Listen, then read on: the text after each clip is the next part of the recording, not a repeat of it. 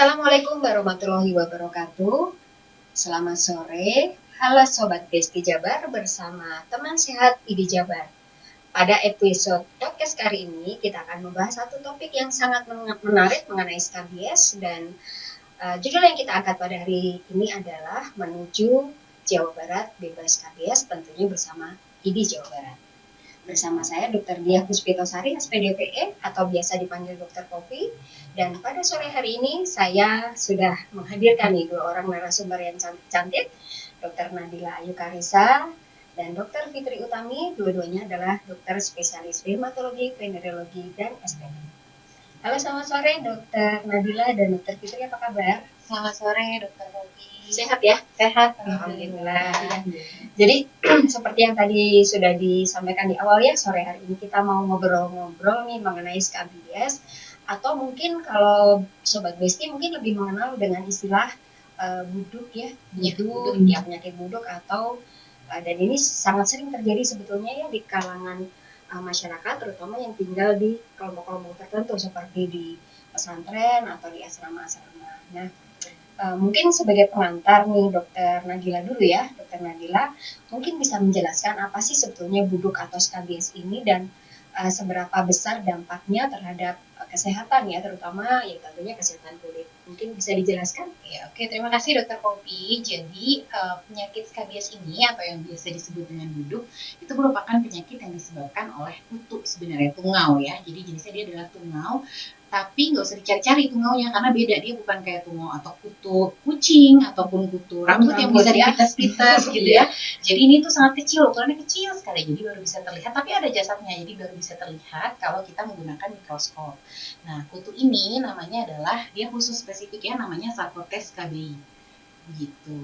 Jadi kutu ini ya dia bisa menyebabkan masalah kulit ya, penyakit skabies ini. Dan yang menjadi tantangan adalah masyarakat itu belum tahu, belum benar-benar mengenal apa sih penyakit skabies ini, dan juga sehingga karena belum kenal maka kita juga ada kesulitan ya, sehingga ada kesulitan untuk mengontrol penyebaran penyakit ini, memutus rantai penularannya. Dan juga kalau dibiarkan, walaupun dia bukan termasuk penyakit yang mematikan, tapi dapat menimbulkan masalah psikososial dan juga mengganggu kualitas hidup dari pasiennya. Jadi yang menjadi pengaruh terhadap kesehatan kulit sih sebetulnya mungkin secara umum mengganggu kualitas hidup. Mungkin nanti kita akan bicara lebih lanjut karena itu pasti terkait dengan gejala-gejalanya ya sebetulnya. Jadi saya pindah dulu nih ke Dokter Fitri. Dokter Fitri, ini kan sebenarnya sering sekali ya kalau kita di praktek sehari-hari sering sekali menemukan kasus skabies ini. Nah, boleh diceritakan nggak untuk di Jawa Barat ini, karena Dokter Fitri kan prakteknya kebetulan di rumah sakit yang Jawa Barat juga ya. Jadi seberapa sering kita temukan dan apakah ini mengenai kelompok-kelompok tertentu atau rentan di grup-grup usia tertentu misalkan? Oke dok, terima kasih Dokter Kopi. Mungkin Sobat Besti Jabar, kita biasanya, karena saya memang bekerja di Rumah Sakit Umum Daerah Al Ihsan, yaitu Provinsi Jawa Barat, yang merupakan rumah sakit tipe B. Jadi rujukannya berjenjang. Kalau misalnya Besti tahu ya, kalau misalnya menggunakan BPJS suka ada klinik pertama dulu, kemudian nanti naik ke rumah sakit berikutnya. Nah, rumah sakit yang tempat saya bekerja memang cukup besar dok, dan harusnya kasus skabies ini udah nggak banyak ditemukan, sudah tidak banyak ditemukan. Tapi ternyata masih banyak dok ditemukan, baik skabies yang klasik dengan komplikasi ataupun yang sudah komplikasinya cukup berat. Nah, yang rentan biasanya itu anak-anak, terutama anak-anak, karena gejalanya biasanya suka lebih heboh gitu dok, gatalnya lebih berat. Kemudian mungkin karena gatalnya itu reaksi anak-anak menggaruk ya dok, jadi muncul cenang-cenang atau nanah-nanah seperti itu. Yang menyebabkan infeksi mungkin infeksi. Ya. Baik. Ya, Sobat Besti, nanti kita lanjutkan ya diskusi kita setelah pesan-pesan yang berikut bersama kami bertiga. Baik, selanjutnya kita mungkin akan bicara lebih lanjut nih Dokter Nadila. Kalau boleh diceritakan juga nih supaya Sobat Besti waspada ya, jangan-jangan nih saya kena skabies nih, jangan-jangan saya kena buduk ya. Boleh diceritakan atau apa saja sebetulnya gejala klinis yang terjadi pada penderita skabies, dan kira-kira bagaimana kita membedakan dengan penyakit-penyakit kulit lainnya yang mungkin mirip Ya, karena kan rata-rata penyakit kulit itu semuanya beruntus-beruntus, merah-merah, gatal-gatal gitu ya. Ada ya penyakit kulit emang gitu ya dokter. Iya, Jadi memang memang gitu ya. merah-merah, gatal-gatal ya. Tapi ya kita ada khas-khasnya ya, pakem-pakemnya untuk kita bisa mendiagnosis bahwa itu adalah sebuah skabies. Jadi buat adik-adik, ibu-ibu, bapak-bapak, pokoknya yang menderita atau memiliki keluhan seperti contohnya dia ada ruam-ruam atau beruntus-beruntus yang kemerahan ataupun bisa kadang warna kulit juga masih bisa ya. Jadi dia letaknya yang terasa gatal sekali. Letaknya itu dia khas itu di sela-sela jari. Kemudian dia bisa ada di bagian ketiak, terus di bagian perut, di bagian bokong, dan juga khasnya itu di bagian paha atas, dan yang paling khasnya lagi bisa di bagian sekitar pusar dan juga di kelamin. Kalau pada laki-laki ya itu di batang kelaminnya yang dia terasanya itu sangat gatal. Nah, rasa gatalnya itu dia biasanya khasnya akan terasa lebih gatal pada malam hari.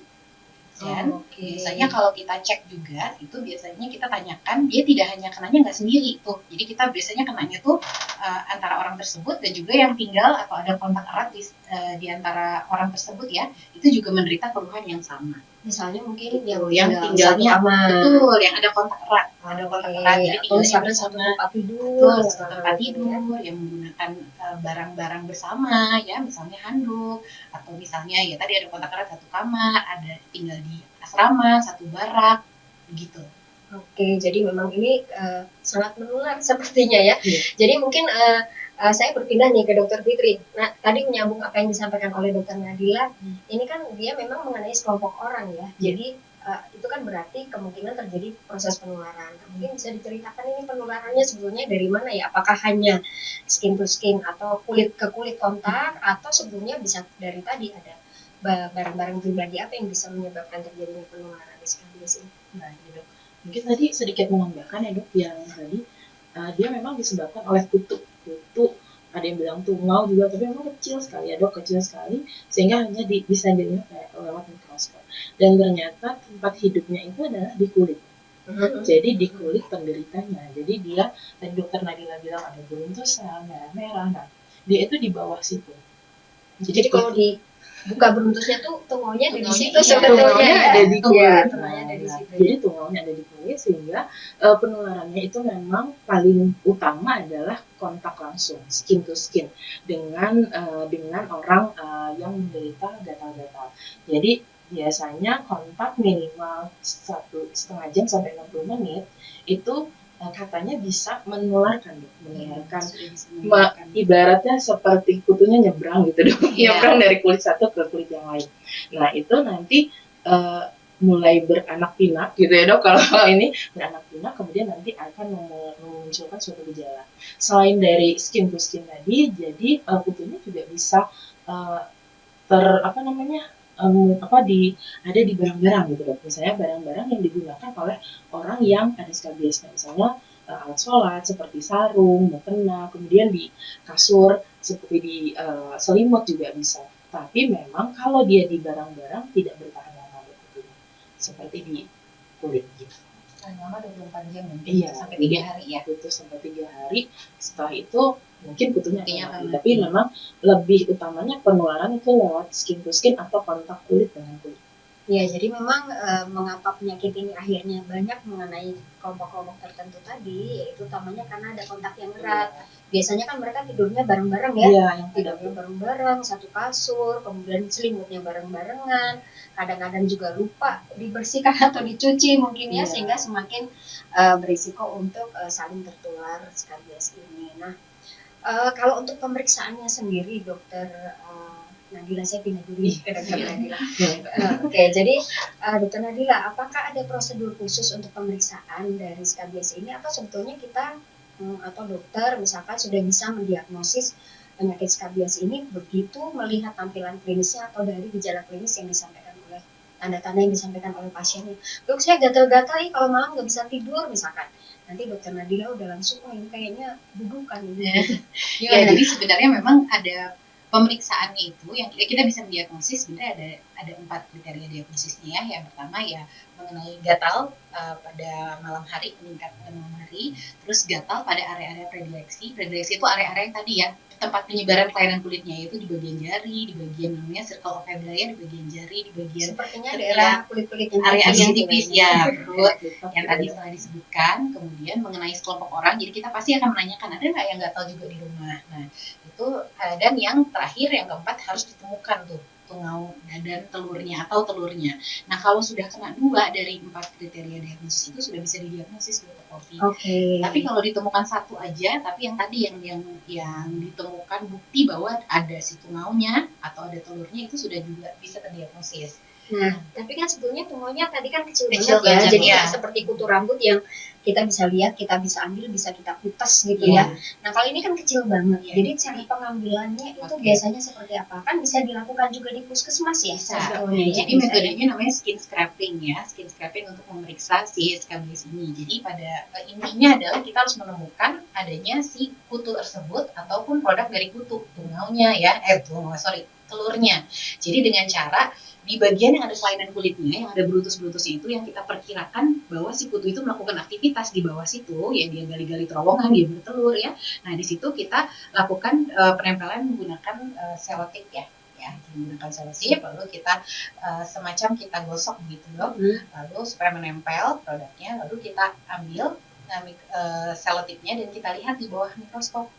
Nanti ditambahkan biasanya tambahkan minyak ya, immersion oil, lalu nanti kita lihat, biasanya nanti akan terlihat tuh kalau ada ditemukan syukur-syukur kalau kita bisa nemu ya, biasanya harus nemu tungaunya masih hidup, biasanya masih bisa bergerak-gerak, ataupun ya ada telurnya gitu itu. Atau ada juga metode lain, yaitu menggunakan tinta Cina ya, jadi itu untuk membuktikan ada nggak sih terowongan-terowongan bekas galian dari si kutu tersebut. Nah itu tadi ya, kita soal terowongan tadi kan memang terowongan ini kan seperti kayak digali ya oleh si tungau ini, dan ini yang menyebabkan kemudian telurnya menyebar kemana-mana.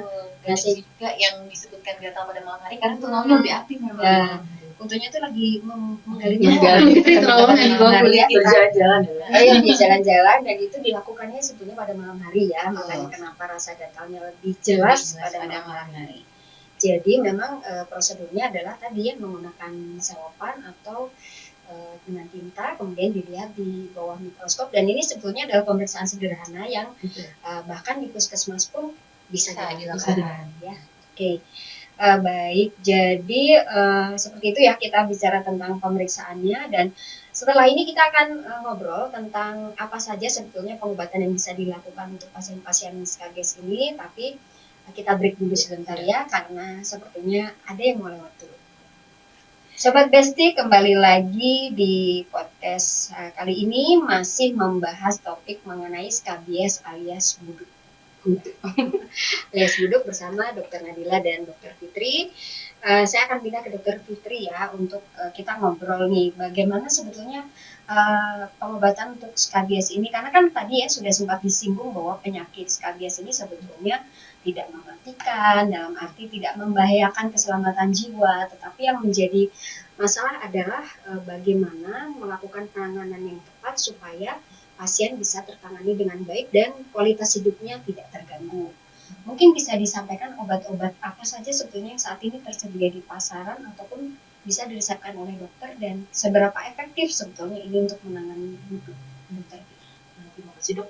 Mungkin untuk terapi sendiri biasanya kita menggunakan salep, yaitu salep anti tungau ya, anti kutu kan gitu ya, atau anti skabies. Salep yang memang sering digunakan dan masih digunakan saat ini yaitu adalah salep 24 dan salep permethrin. Nah itu memang harus diresepkan oleh dokter. Apakah cukup efektif? Cukup efektif sebenarnya. Bahkan salah satu memang obat yang kita menjadi utama ya dok untuk penyembuhan skabies ini. Cuman mungkin ada beberapa edukasi yang perlu diberikan dalam penggunaan obat-obat ini, karena penggunaannya yang berbeda.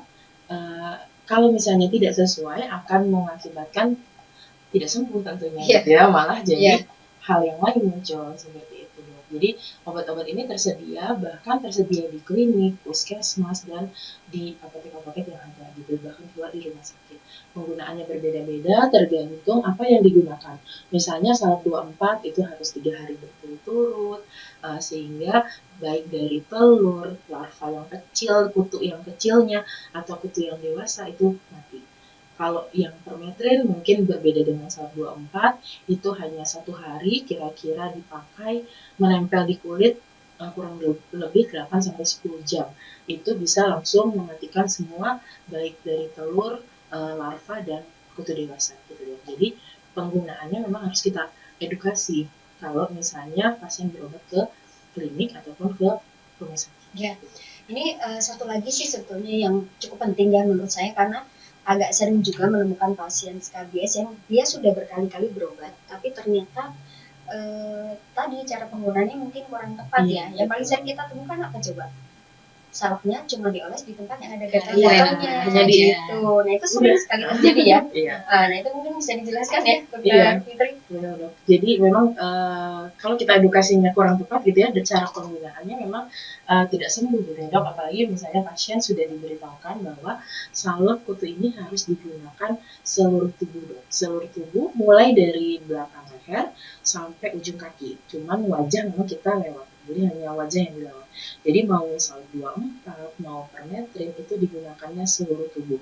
Tidak di ruang-ruangnya saja untuk putusan gitu ya. Jadi itu yang seringkali menyebabkan pasiennya gagal sembuh ya. Iya. Jangan lupa kalau malam kan kutunya jalan-jalan. Iya, itu jalan-jalan. Karena tadi kan ruang-ruang itu dia adalah bekas galian yang sebenarnya untuk gitu ya. Jadi kita sebenarnya karena nggak kelihatan juga kutunya, kita nggak bisa lihat dia kutunya itu sekarang berada di mana. Siapa tahu kita hanya memberikan obat di bagian bekas galiannya, tapi dia lagi ada di ketiak atau di mana di bagian yang lain gitu. Jadi ya kurang efektif ya kalau hanya di bagian kelainan kulitnya saja. Seluruh tubuh kemudian didiamkan sesuai obat yang diberikan, kemudian nanti baru pasiennya bebersih diri.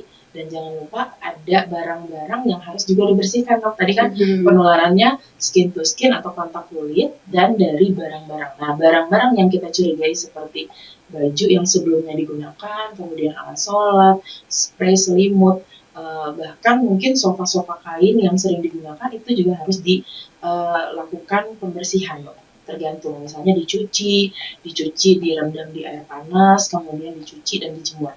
Untuk barang-barang yang tidak bisa kena air, mungkin dijemur di terik matahari, atau ada beberapa yang bisa kita bungkus di dalam kantong plastik dan kita diamkan 3-7 hari biasanya.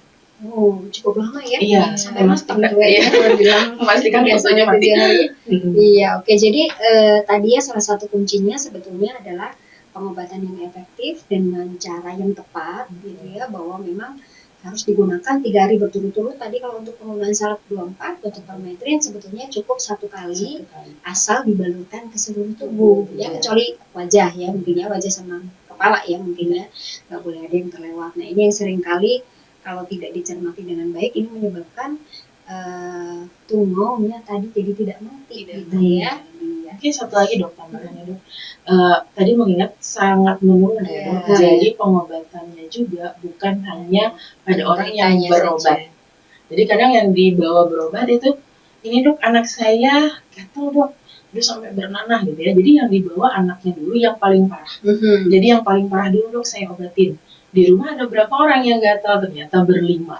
Gitu. Nah, jangan lupa bahwa ini juga harus kita edukasi bahwa obat yang digunakan, salep ini harus digunakan seluruh keluarga yang tinggal bersama. Mau belum gatal, Dok, mau gatalnya sedikit, gatalnya berbeda. Kadang pasien gitu ya, beda, Dok, gatalnya ini cuma di sini gitu ya. Gatal sedikit ya. Iya, betul. Lagi ini gatal terus-terusan gitu ya. Ini di sini, Dok. Kalau yang ini yang paling parah bernama, jadi yang ini dulu yang saya obatin. Nah, itu harus diidentifikasi. Kalau bisa semua yang di rumah itu disuruh berobat, datang untuk kita lihat, dan harus diobati secara bersama-sama. Kalau serompaknya itu ya, serempak. Kalau cuma 1 orang, Dok, yang diobati, itu sulit untuk mencapai kesembuhan. Pasti dia akan terus muter gitu. Berpindah-pindah tentunya. Saling nyebrang-nyebrang gitu. Ya, jadi tadi sebetulnya yang disampaikan oleh Dokter Fitri itu sudah merupakan langkah kita untuk mencegah ya, supaya penyakitnya tidak kambuh lagi atau tidak menyebar luas ke anggota keluarga atau anggota kelompok yang lain. Nah ini tadi ya, mengingat bahwa buduk atau skabies ini memang sering sekali mengenai pada kelompokan orang. Contohnya misalkan di pesantren, di asrama, kemudian di grup-grup ya, kayak kemarin saya banyak menemukan itu juga di lapas ya, di lembaga pemasyarakatan yang tidur bersama intinya, bahkan di dalam keluarga yang misalkan satu keluarga ini penghuninya sangat banyak, satu kamar bisa diisi 3-4 orang, ini juga sangat rentan gitu ya. Jadi tadi yang bisa disampaikan Dokter Fitri mungkin sudah merupakan salah satu langkah bagaimana kita mencoba memutus mata rantai penularan. Nah mungkin dari Dokter Nadila ada yang mau ditambahkan terkait proses pencegahan ini, apa yang bisa dilakukan dan sebetulnya seberapa besar ya peran kita sebagai tenaga medis melakukan edukasi, karena mengingat skabies ini kok ternyata kayak nggak habis-habis gitu ya, ada kecil, terus ada kecil usahanya terus nggak berhenti gitu ya. Coba itu tadi Dok, jadi memang betul skabies ini tadi ya, yang masih kurang sekali itu adalah pemahaman tentang penyakit skabiesnya itu ya Dok. Jadi mungkin saran saya atau tambahan dari saya ya, kita harus lebih mengedukasi masyarakat, karena kadang-kadang pasien itu gatal-gatal, atau contohnya seperti yang kayak di pesantren itu ya Dok ya, itu mereka mungkin ada buduk, sampai dikenal istilah buduk santri. Jadi kalau nggak nyantren nggak buduk gitu kan, salah nggak buduk nggak nyantren kembali ya nggak lulus nggak jadi santri ya. Jadi dianggap itu sudah hal biasa, padahal tadi untuk kata kuncinya untuk menyembuhkan semuanya itu dia harus diobatinya secara serempak. Kata kuncinya serempaknya itu supaya apa, supaya kutunya tuh matinya bareng-bareng, jadi nggak ada kesempatan untuk pindah-pindah lagi. Dan harusnya sih kita beberes bareng-bareng ya, yang dilakukan tadi dijemur atau dicuci dan disiram air panas dan lain sebagainya, itu harus bersamaan waktunya ya. Nah tapi ya itu bagi masyarakat tuh masih belum cukup paham ya, jadi masih menganggap bahwa itu adalah biasa kalau gatal di pesantren mah gitu. Jadi ya masih kurang mengerti gitu sih. Ya, jadi artinya mungkin peran dari edukasi ini juga tidak cukup hanya dilakukan oleh tenaga medis ya sepertinya ya, tetapi juga tentu oleh tadi pengelola pesantrennya, guru-guru mungkin ya di sekolah, kalau di asrama ya mungkin ini juga harus banyak dilibatkan untuk membantu atau mensupport bagaimana supaya Jawa Barat nih nanti mudah-mudahan bisa bebas skabies ya. Oke, dan kelihatannya kalau dilihat bahwa skabies ini atau buduk ini sudah berlangsung cukup lama, dan sampai saat ini Indonesia nih kalau tidak salah masih ranking ya. Dokter Fitri ranking berapa? Kalau nggak salah Dok, masih 3 besar Dok. Ya, masih 3 besar ya, 3 besar, luar biasa bahwa ternyata kita masih ranking untuk skabies ini. Padahal sebetulnya proses kita berupaya untuk membasmi skabies ini sudah dilaksanakan bertahun-tahun. Artinya memang masih banyak tantangan ya di dalam melaksanakan eradikasi dari skabies ini. Nah, setelah segmen ini kita akan bicara tentang apa saja sih sebetulnya tantangan dalam eradikasi atau membasmi skabies ini, dan ada program apa yang dilakukan pemerintah atau misalkan dari IDI atau dari organisasi profesi lain, dari Perdoski misalnya ya. Saya akan kembali setelah pesan-pesan berikut. Oke, kembali lagi di podcast IDI Jawa Barat. Besti Jawa Barat, kita mau membahas lagi nih masalah tantangan ya. Sebetulnya kita tantangannya tadi kan sebetulnya sudah sempat disinggung sedikit oleh Dokter Nadila. Hal-hal lain apa saja lagi yang menjadi tantangan ya Dokter Fitri untuk eradikasi atau pembasmian tungau ini? PR banget ya. PR kecil tapi aduh lumayan. Kecil tapi nyebelin. Kecil tapi lumayan, kita jadi juara ya. Tantangannya cukup banyak sebenarnya Dok, dari mulai mungkin karena kita di Indonesia yang memang kekeluargaannya cukup erat, jadi kontak langsungnya itu memang cukup luas kita cari kan gitu. Kalau misalnya di daerah lain mungkin karena banyak keluarga yang individualis lah ya Dok, jadi jarang. Kalau kita kan dekat-dekat gitu ya, tetangga selalu main, dan kadang satu keluarga besar itu satu komplek gitu Dok. Jadi nah penularannya itu cukup luas jadinya. Jadi kontak skin to skinnya tidak hanya pada keluarga inti, tapi juga di luar keluarga inti. Jadi pengobatannya kita harus edukasi lagi, kadang pasien masih meles gitu Dok, yang gatal tuh keluarga saya aja Dok. Keluarga yang itu ada sih, tapi kayaknya beda. Nah, padahal tuh sebenarnya sama. Mungkin anaknya diasuh sama neneknya yang beda rumah dan lain-lain. Itu memang edukasi untuk atau lagi main misalnya ya anak gitu, anak saya kemarin habis nginep di rumah sepupunya tuh, 2 rumah dari situ gitu ya, ada orang lain dan jadwal tiap minggu biasanya Dong. Jadi itu fungsinya jadi harus karantina juga, kemudian harus diedukasi benar-benar bahwa ini harus bersama. Kalau tidak bersama, nanti akan terjadi terus penularan. Dan mungkin bisa sampai bertahun-tahun gatal skabiesnya terus. Jadi mungkin sebulan ini udah sembuh, nanti kena lagi ya. Dari segi pembatasan itu tadi dok kontaknya. Kemudian dari tantangannya dari segi obat-obatan. Mungkin ada Keterbatasan Iya, dari iya. obat-obatan ya. Obat-obatan yang mungkin harganya cukup mahal karena memang skabies ini lebih banyak pada menengah ke bawah gitu dok, yang keluarganya besar gitu ya dok, padat gitu ya. Dan pengobatan yang tadi lagi dok, kunci utama keberhasilan pengobatan itu adalah bersama-sama. Kalau misalnya kira-kira kalau dengan menggunakan permethrin itu harganya sekitar 80.000 dok. Jadi kalau keluarga intinya ada 10 orang, jadi kebayang ya dok yang harus dikeluarkan. Jadi pasien itu pasti akan berpikir bahwa aduh yang paling parah dulu deh. Nah, padahal ini adalah menuju suatu kegagalan terapi gitu ya dok. Jadi tantangan pengobatan itu juga menjadi tantangan kita dok dari segi harga. Kemudian dari segi mungkin kita dok kita juga butuh dukungan gitu ya dari pemerintah dan sektor yang lain untuk keberhasilan eradikasi, karena penyakit ini ternyata ada loh yang jadi parah gitu ya dok ya.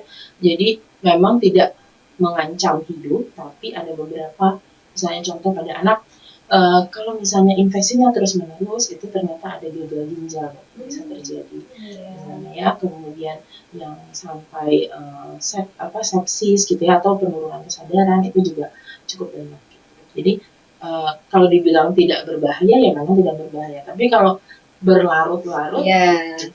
Dalam arti kalau bubuknya sendiri tidak berbahaya, tetapi kalau terjadi komplikasi barangkali ya, komplikasinya ini yang bisa akhirnya bisa merembet kemana-mana. Tadi kayaknya kita belum ngobrol ya soal komplikasi. Betul. Tambahan dari Dr. Nadira terkait komplikasi tadi sudah sempat disebut ada infeksi sekunder mungkin itu ada anak-anak ya barangkali bisa meluas menjadi bentuk yang lain ya, bisa jadi bentuk yang tadinya harusnya cuma beruntus-beruntus saja, dia jadi yang bentuknya tuh seperti kerak-kerak gitu, jadi di seluruh tubuh sehingga kadang-kadang sampai jadi susah geraknya gitu, jadi ada keterbatasan gerak pasiennya, atau bahkan tadi yang Dr. Fitri sebutkan ya bisa sampai mengenai ke gagal ginjal ataupun penurunan kesadaran dan juga sepsis, infeksi yang menyebar. Saya punya satu kasus sebenarnya dok di RSUD waktu itu, memang karena sudah cukup lama pengobatan tidak efektif, jadi ada Norwegian scabies. Jadi memang seperti keren ya. Dari Norwegia bukan. Jadi sampai bersisik kuning, mungkin tidak khas lagi, tidak klasik lagi gejala scabies. Nah itu pasien datang udah nggak sadarkan diri karena mungkin infeksi yang terlalu lama, udah mulai anemia, dan mungkin waktu itu zaman COVID juga sebenarnya dok. Jadi pasiennya plus. Ya mungkin terlambat berobat juga pada saat itu ya. Ya akhirnya pasiennya meninggal. Gitu. Jadi tidak tertangani dengan baik. Mungkin tambahan satu lagi dok tentang tantangan. Mungkin tantangan saat ini diagnosis dok. Diagnosis kita memang harus perkuat diagnosis skabies sendiri, dan tadi baru saya ingat bahwa skabies itu salah satu penyakit yang bisa menyerupai penyakit lain dok.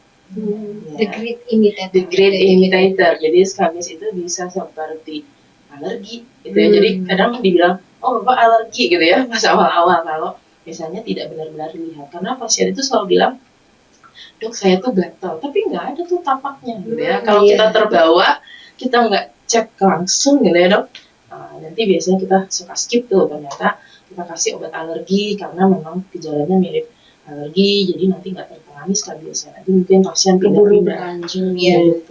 Jadi ada skabies kalau dia sudah diberikan obat lain itu bentuknya jadi tidak khas lagi, namanya skabies incognito, dia udah beda ya, menyerupai yang lain ya. Jadi ya ini juga ada lagi dok, yang satu lagi skabies itu karena tadi dia erat ya hubungannya dari penularannya dari skin to skin atau kontak erat, sehingga dia juga bisa tuh melalui kontak seksual penularannya. Betul ya, itu sering sehingga kadang-kadang ada yang mengkategorikan ini juga sebetulnya masuk ke dalam infeksi penularan seksual ya. Luar biasa ya, jadi sebetulnya kecil tapi ternyata tantangannya begitu banyak, kemudian problem yang ditimbulkan juga ternyata sangat banyak, dan ini masih menjadi PR kita bersama ini, bagaimana untuk menuntaskan SKBS ini ya. Oke, mungkin satu satu lagi yang ingin kita ketahui bersama nih sebetulnya. Dokter Fikri barangkali ada yang mau disampaikan, apakah ada program khusus sebetulnya? Karena tadi mengingat ya, angka kejadiannya masih tinggi, komplikasinya lumayan banyak, kemudian kualitas hidup juga sangat terganggu akibat skabies ini. Apakah ada sebetulnya program khusus misalnya dari pemerintah, atau misalkan ada program yang dirancang oleh tenaga medis atau kita yang terhimpun di dalam organisasi profesi untuk penuntasan skabies ini? Jadi sebenarnya kalau dari pemerintah sendiri dok, program khusus untuk skabies memang belum ada dok. Cuman itu masuk ke dalam program infeksi menular gitu ya dok, seperti yang kulit gitu ya. Tapi memang tidak ada khusus program untuk eradikasi skabies. Tapi saat ini Perdoski, Perhimpunan Spesialis Kulit dan Kelamin Indonesia, ada suatu program namanya DESKAP atau deteksi skabies gitu ya, deteksi dini skabies dan eradikasi. Nah ini menuju Indonesia bebas skabies 2030. Jadi kita harapkan di tahun 2030 itu Indonesia bebas skabies tidak lagi menjadi juara. Nah, turun peringkat ya, bahkan mungkin nggak masuk. Jangan masuk ke dalam peringkat itu ya. Saat ini tahapnya adalah melatih trainer of train gitu. Jadi kita melatih dokter-dokter yang bisa menjadi trainer. Trainernya untuk men-training siapa nih? Nah, jadi DESKAP ini tujuannya adalah untuk men-training masyarakat sebenarnya, masyarakat yang berkepentingan atau berada di tempat yang banyak skabiesnya, seperti di pesantren itu bisa dari guru-gurunya, kemudian pengasuhnya, kan ada pembimbing gitu ya dok, kakak pembimbingnya, kemudian di puskesmas sendiri kita rangkul, kemudian masyarakat yang ingin menjadi istilahnya kader gitu ya dok, yang menjadi kader juga kita latih. Jadi nanti diharapkan trainer dari SPDVE atau spesialis kulit ini akan melatih beberapa orang. Nanti dilatihnya mulai dari bisa melatih anamnesis, kemudian bisa melakukan pemeriksaan fisik, itu akan dilakukan tiap bulan. Misalnya tadi ya contohnya pesantren ya dok, nanti ada gurunya yang bertanggung jawab terhadap beberapa siswa, beberapa puluh siswa, ini akan dideteksi. Dideteksinya mungkin yang baru akan masuk, kemudian yang sudah menetap, dan yang mau keluar dok. Jadi nanti setiap tahun itu biasanya minimal 2 kali dilakukan screening gitu dok. Screening. Kalau misalnya ternyata ditemukan kasus, nanti akan dilakukan rujukan ke puskesmas terdekat atau klinik terdekat untuk dilakukan pengobatan. Oke, menarik sekali ya program DESKAP ya, tadi namanya ya. DESKAP akan diceritakan sedikit lagi mungkin ya. Tadi ada hal yang sebenarnya mau saya tanyakan, tapi kita tunggu dulu sebentar ya. Oke, kembali lagi kita melanjutkan bincang-bincang ya. Tadi kita masih topiknya sangat menarik nih tentang DESKAP tadi, program deteksi dini skabies yang dirancang untuk masyarakat awam sebetulnya ini ya. Jadi masyarakat awam diajarkan bagaimana cara melakukan deteksi dini penyakit buduk ini, dan ketika kira-kira iya ini pasien ini kena buduk, maka akan dirujuk untuk pengobatan gitu ya. Jadi yang dilakukan tadi apa saja? Tadi ya terkait anamnesis itu kan berarti nanya kepada pasien keluhannya apa, mungkin bisa diceritakan lebih detail. Mungkin untuk contohnya nanti kalau misalnya di pesantren ya dok, nanti yang menjadi kadernya itu adalah guru atau kakak pembinanya. Nah, nanti mereka akan kita latih oleh spesialis yang sudah terlatih dok. Jadi mulai dari bagaimana cara edukasi ke orang tua, masyarakat. Jadi nanti dibekali suatu alat peraga. Peraga tentang seluruh about atau semua tentang skabies, mulai dari apa itu skabies dan sampai pengobatan. Kemudian nanti mereka akan diberikan seperti formulir anamnesis, kemudian panduan pertanyaan ya. Jadi nanti ada panduan pertanyaan, kemudian panduan pemeriksaan fisik, bagian mana yang harus dicek ya. Jadi nanti mereka akan checklist ya dok, sistemnya nanti akan checklist kira-kira ini ada nanti dari kriteria itu nanti didapatkan bahwa ini anaknya ada skabiesnya, atau ini masih kecurigaan, atau ini tidak ada skabies. Nanti dari situ akan terdata semuanya orang-orang, misalnya murid-murid yang di bawah naungan di bawah ininya si gurunya gitu ya, nanti akan terdeteksi. Kalau misalnya ada 1 atau 2 orang, nanti harus dinilai lagi dong. Jangan-jangan satu grupannya ini juga sudah terkena. Karena jangan lupa bahwa kalau skabies ini pada saat kontak langsung gejala tidak langsung muncul dong, tapi butuh beberapa minggu, paling cepat mungkin 1-2 minggu. Tapi ada yang lama, tapi akhirnya kan ada muncul gejalanya. Jadi nanti harus diperhatikan nih, kalau yang sudah terdeteksi dari formulir anamnesis dan pemeriksaan fisik ternyata oh ini cenderung ke arah skabies, nanti itu akan dilihat ke semuanya gitu. Jadi akan ditelusuri dari yang sudah diduga ini sudah berkontak dengan siapa saja gitu ya. Nanti yang di hasil telusuran ini akan dicek lagi, akan diberikan lagi pertanyaan-pertanyaan dan diperiksa lagi untuk mencari tahu apakah setelah ada kontak dengan yang sudah diduga positif ini juga kemungkinan terkena atau tidak, gitu ya.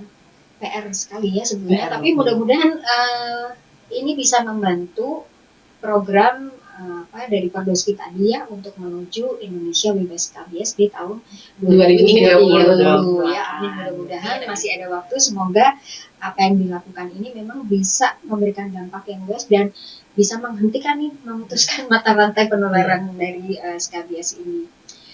Oke, baik. Rasanya sudah cukup panjang ya kita ngobrol-ngobrol.